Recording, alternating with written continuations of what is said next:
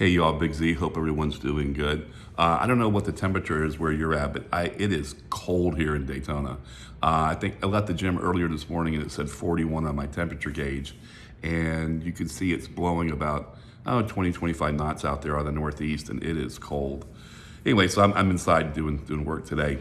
I get in modes where I just absorb. There's so much good content out there in our community that a lot of times I will watch a video that's like 30 minutes, but it sometimes can take me a day to process it. And I think one of the reasons is that as we have a greater understanding of what and who we are, the information is extremely dense, and it's not so much lineal. It's dynamic, and it goes out because it's impregnated in everything, or it's broadcast a certain way. And it's just extremely dense, the information. It's like I go back sometimes and I watch, I love and I really miss Max Spears.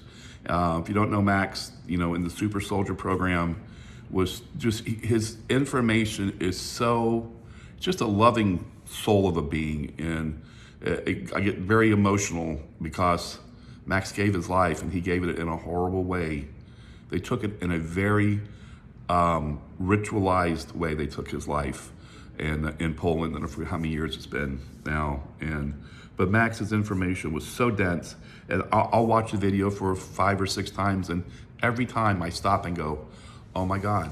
And anywho, so I get these little modes where I just absorb, and I need to recycle that, because as all of us gets this information that comes in, we have our own viewpoint or our own perception, or we each of us can see things from different angles and perspectives that others can't.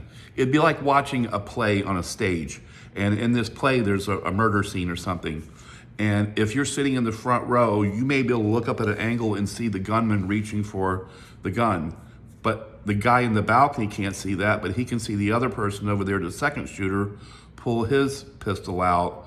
But you have to be from 2 viewpoints, and the guy in the back can actually see the one who fires the first shot. You know what I'm getting at here. We all see it from different viewpoints and different perspectives, and our life experiences how it's applied. So I think it's important for us to recycle it back out.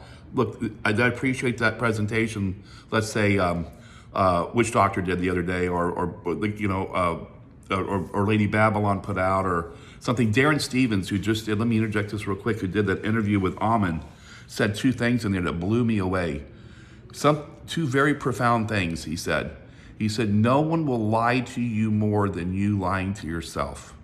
And I had to stop and go, whoa, that ain't some heavy shit. I mean, that you could sit on that for a week and just go, whoa.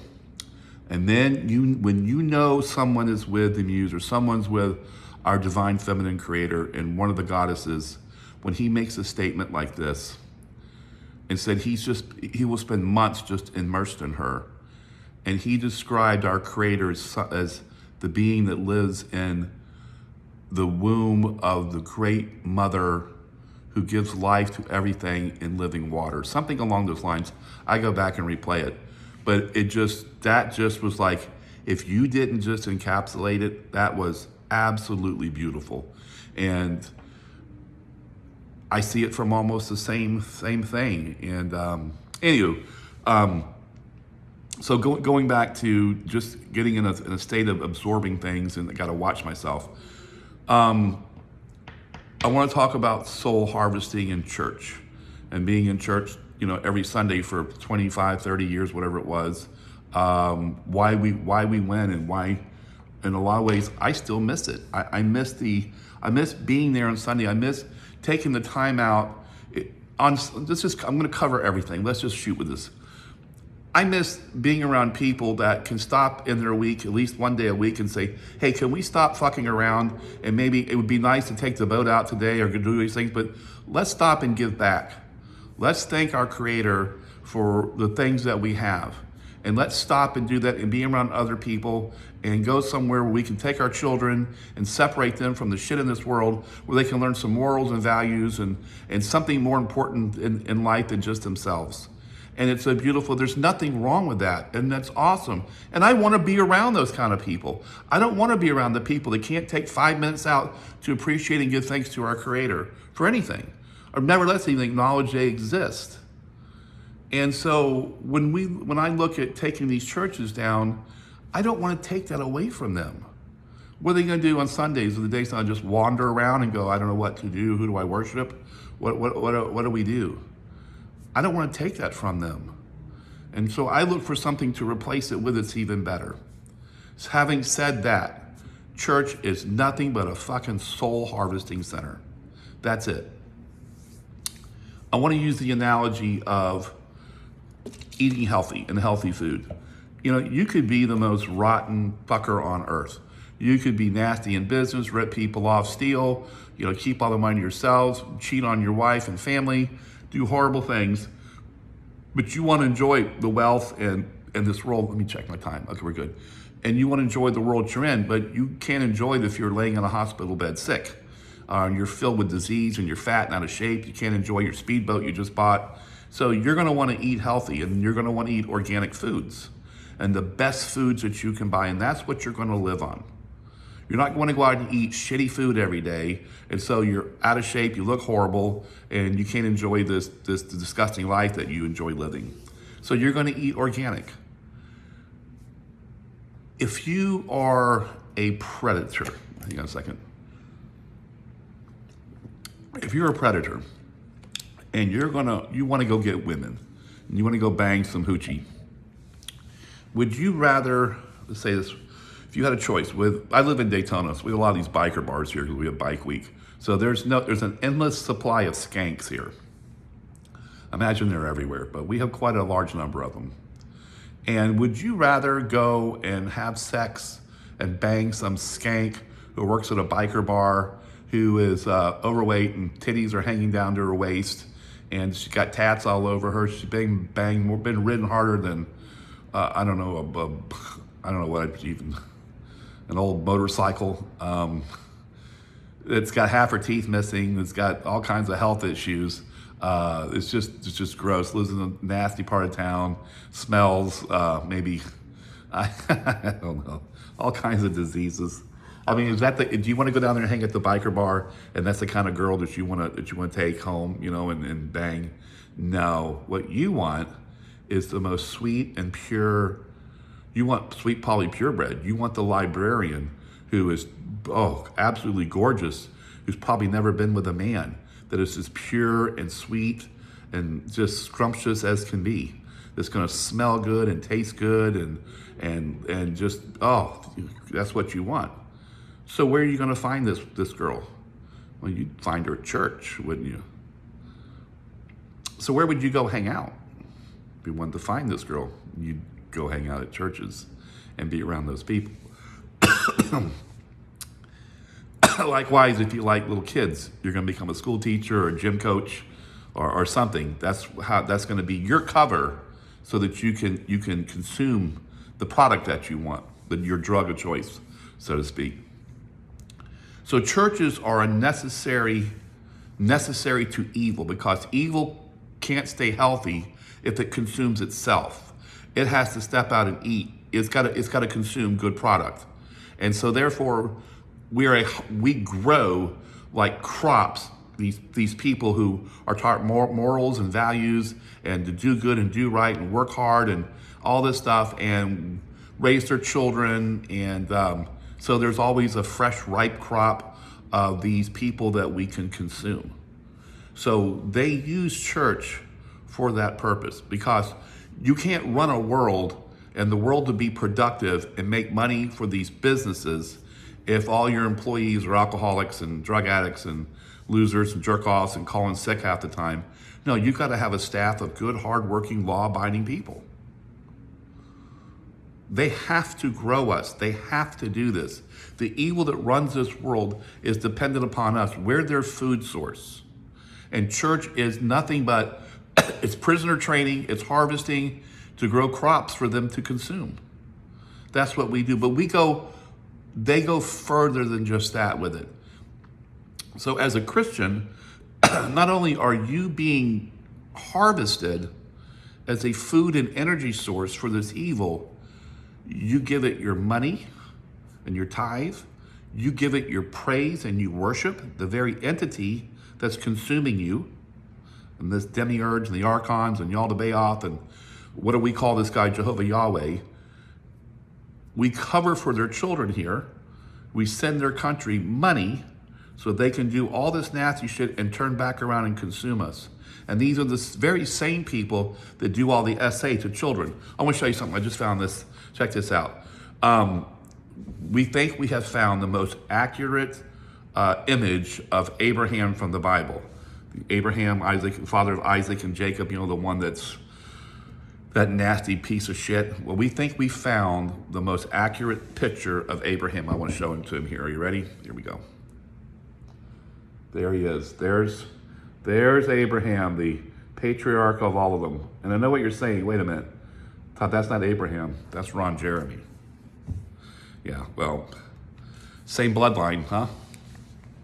If you could probably get this, that would be him. That's what he would look like. And I was just taking on the interview with Allie Carter. You know Allie, the little black girl that was traded around at all these events at a very young age. And she had to service Ron Jeremy and said he stunk worse than anything she'd ever smelled in her life. That when he took his clothes off, the stank that came off of him, she said it'd be like if you had really crazy sex with someone and you decided not to bathe for like 3 months afterwards, but you had that crazy sex every day and still never bathed. It was just layers and layers and layers of just stench, and his growing area was so you could, as you got closer to it, the fumes, as she said, it was absolutely horrible. So I think about back in when Abraham takes little Sarah, and she was what, 9 years, Hagar, and she was what, 9 years old or 12. Oh, poor little girl. Had to service his stinky old nasty ass. Gross, just fucking gross. Anyway, going back to the Christian, these are the people that they support and promote and protect. So having said that, church is not only a place that's prisoner training and harvesting you for your souls, which we haven't even gotten to the soul part yet, but you're the one that's supporting the people who are essaying all these children. So that, in a way, makes you an accessory to sexual child abuse, does it not? So you're all responsible, really, because you're the ones funding it and protecting and promoting it. When you serve a God that promotes all that Old Testament, I just watched the video of how much rape is in the Old Testament. It's disgusting. And we're gonna go over it in a future video. So the Christian may be the most despicable entity on this earth. And I believe now, weighing everything out and seeing it from every angle, or as many angles as I can, I believe Christianity is the great evil of this world. And not only that, when it comes to the final soul, you're going into this building as a sentient being that's direct of the Creator. You are the Creator. We are of the Creator. And going into a building and having some man up there, you surrendering your agency, power, authority, your money, your income, your inheritance, everything to this entity. And now he has your soul. Congratulations, idiot.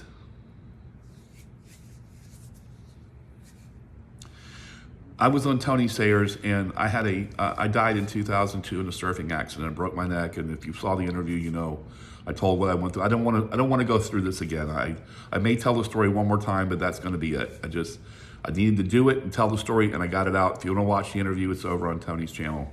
But I died in 2002 in a surfing accident, broke my neck violently, drowned, was paralyzed way offshore, and long story.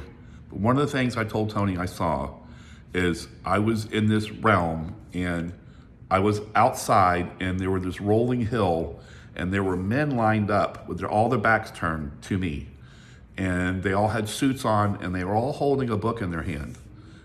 You assume it's this must be the Bible because it's shaped like a Bible. And going over these hills was this endless line of men, but you could look up on the high hill, and you could see where there was like a hearing taking place. And it was outside, and there was a screen that was above them, but it was holographic.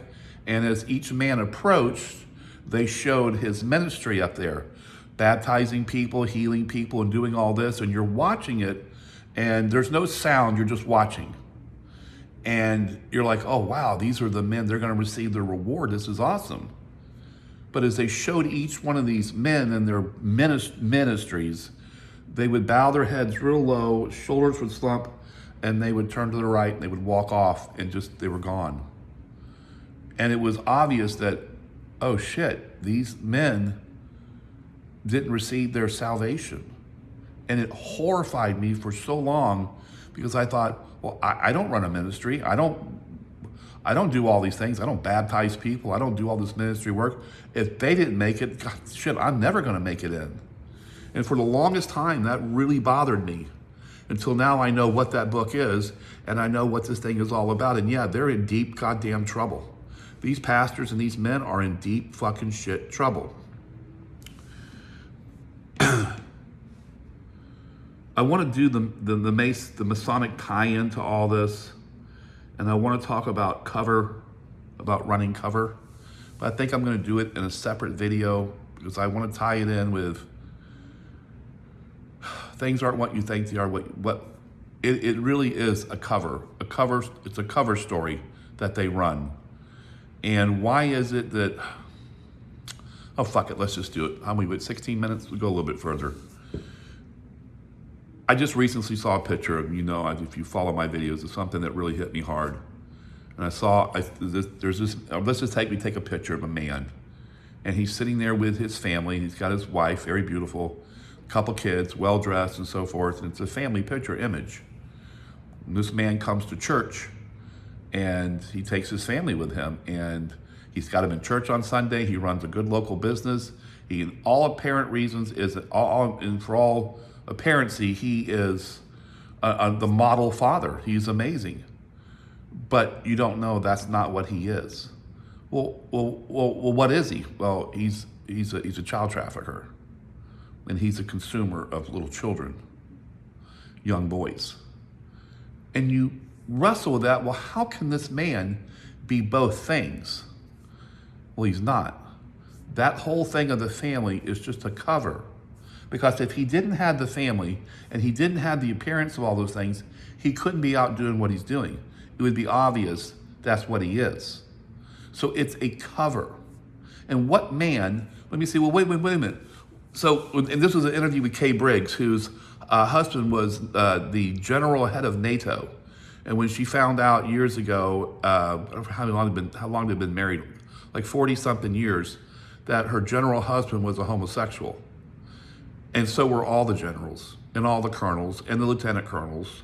And things, she said, basically from lieutenant colonel up, they're all shellbackers, they call themselves. Like a turtle on its shell on its back. It's a term they use in the military. And they were all homosexual. And you think, well, wait a minute. How can you be banging little boys and stuff, but yet, she goes, he would come home and have sex with me occasionally. And it's like, well, how do you, I don't get this. Well, first of all, what man wouldn't want to have a wife mommy, and to come home to a beautiful home that's well taken care of, where dinner's cooked every night and your laundry's done, and 3 days or 2 days or 1 day a week, whatever it is, you get some booty off of her, and she raises the children and keeps the house clean and takes care of all the finance and does everything. She basically does everything, molds and builds a family. Who wouldn't want that? So that you can run off and do the thing that you do.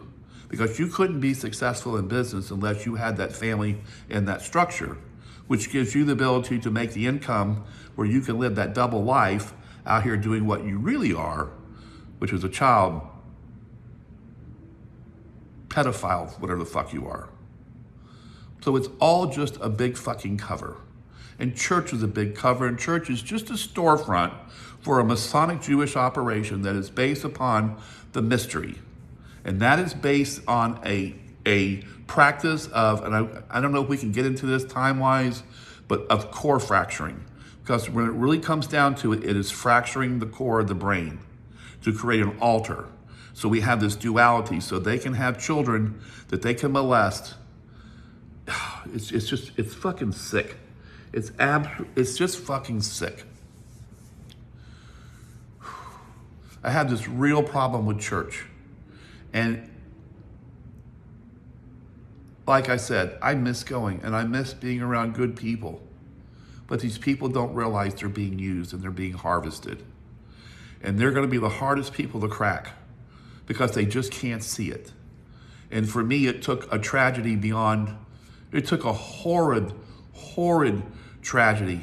I can only acquaint it to like men in the military that were out on a mission and some incendiary device went off or something, some bomb exploded, and in 1 second they were just blown apart and couldn't make sense of anything, and they never left that state of mind. I, in a way, am still there because the event that took place still, so maybe if that hadn't happened, I wouldn't see what I see now.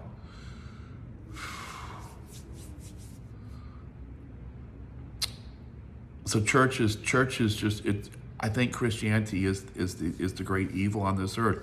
So I guess Jesus is the Antichrist, you could say. Anyway, that's what I want to talk about today. Harvesting. We're just crops. Evil has to produce good or it can't survive and live. It has to have this to live off of. And we are their food source. I'm not going to be their goddamn food source. And we need to cut off feeding these fuckers. And if we can cut off feeding them, they'll just fucking die off. Anyway, I love you. I'm out.